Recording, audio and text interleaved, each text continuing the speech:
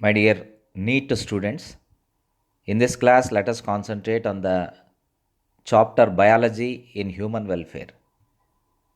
Biology has contributed much to the human society, especially in the form of drugs and medicines. Without biology, it is highly impossible for any scientist or a doctor or physician to control the spread of parasites. We know that parasites cause different diseases, and these diseases are cured by medicines and also prevented by vaccines. Pharmaceuticals, medicine, vaccination, different crops, high yielding varieties, etc., are the results of the various experiments in the field of biology.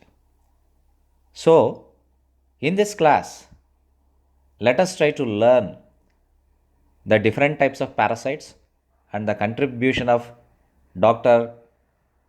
Yallapragada Subbarao to the field of medicine and pharmaceuticals, and what are the various parasitic adaptations that are present in various parasites. Parasites are uninvited guests. Parasites do not take your permission to enter into your body. They will affect you either through infection or through infestation. If the parasite is present on the body, not inside, if it is present only on the outside, then that is called infestation.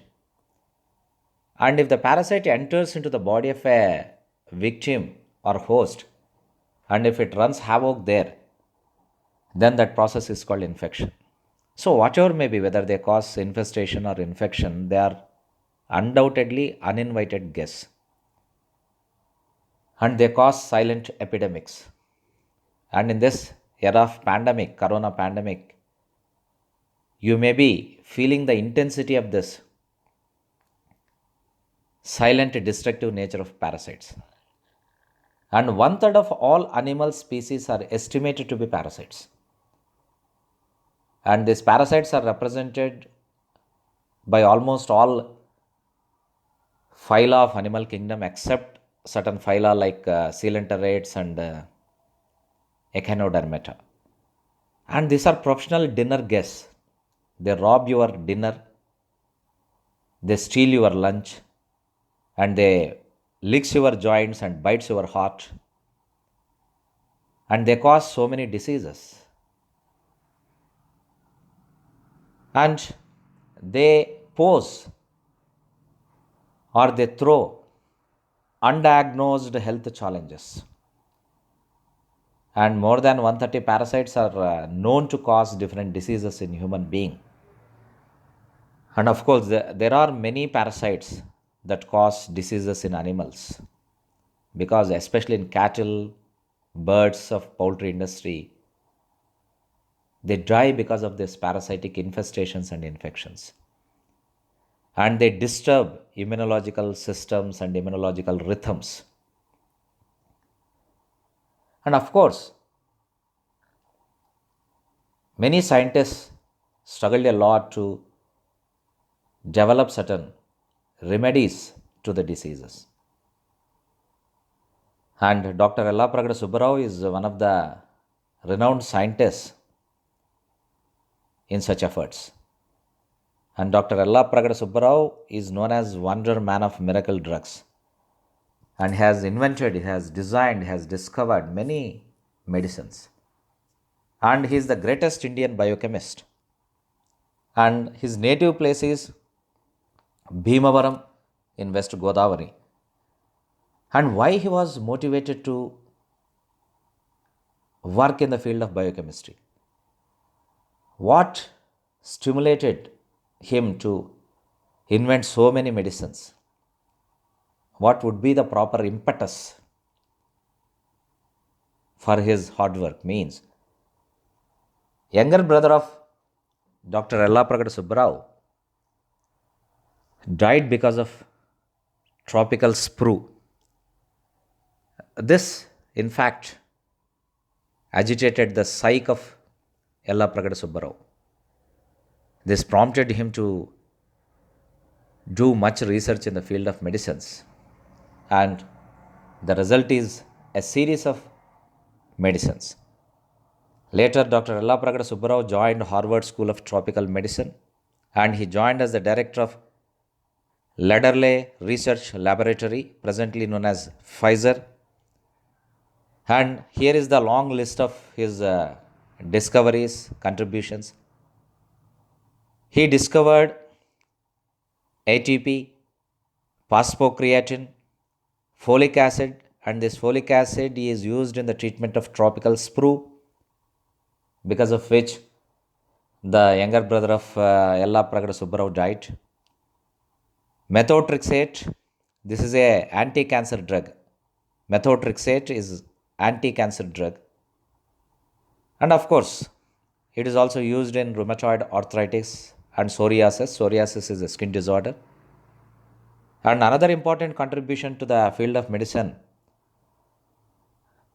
by Yallapragada Subbarao is diethyl carbamazine, popularly known as Hetrazone, which is extensively used in the treatment of filariasis.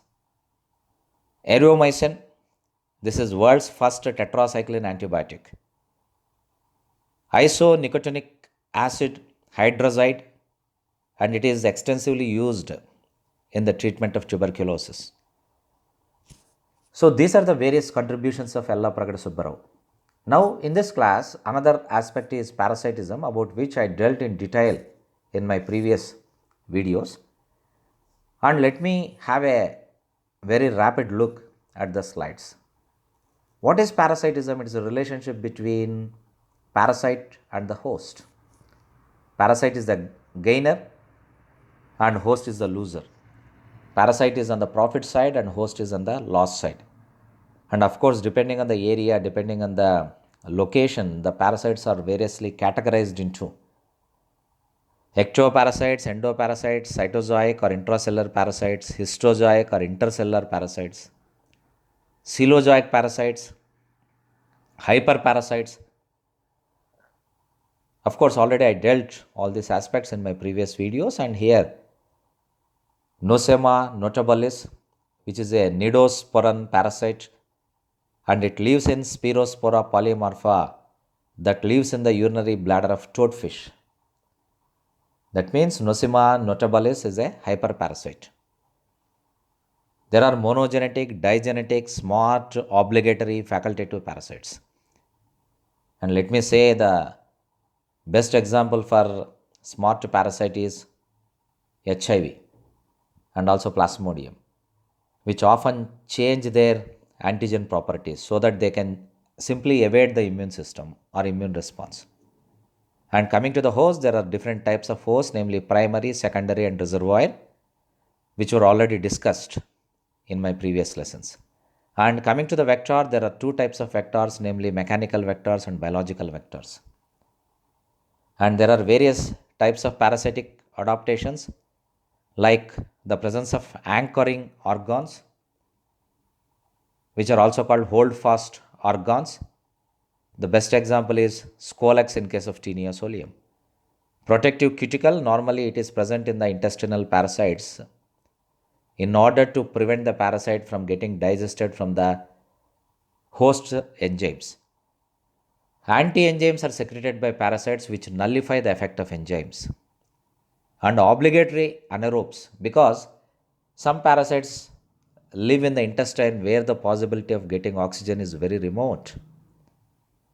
They switch over to anaerobic respiration. As a result, they have become obligate anaerobes. And some parasites, of course, if oxygen is available, they respire aerobically, and in the absence of oxygen, they switch over to anaerobic respiration, and such parasites are called facultative anaerobes. And they have got tremendous, infinite reproductive potential. They lay lakhs of eggs. And the majority of the parasites are characterized by the complex and complicated life cycle, including different larvae. And parasites, especially protozoan parasites, they produce resistant cysts which can withstand the most unfavorable conditions. And of course, as I already told, smart parasites, they evade the immune system. This is another adaptation. And effects of parasites on hosts, this was also discussed. Hyperplasia, increased cell division, of course, due to the presence of parasite. Hypertrophy, increase in the size of the cell due to the presence of a parasite. Neoplasia, formation of new cells. Gigantism, that means the host becomes greater in its dimensions. And very peculiar adaptation effect, not adaptation, very peculiar effect is parasitic castration, where due to the presence of parasite, the ovaries may get degenerated. And the best example for this is here you can see saculina causes the degeneration of ovaries in Carcinus menas. And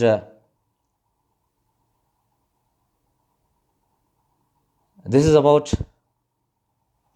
some aspects of this chapter, namely biology and human welfare, and the remaining part of this chapter will be dealt in my future classes. Thank you very much.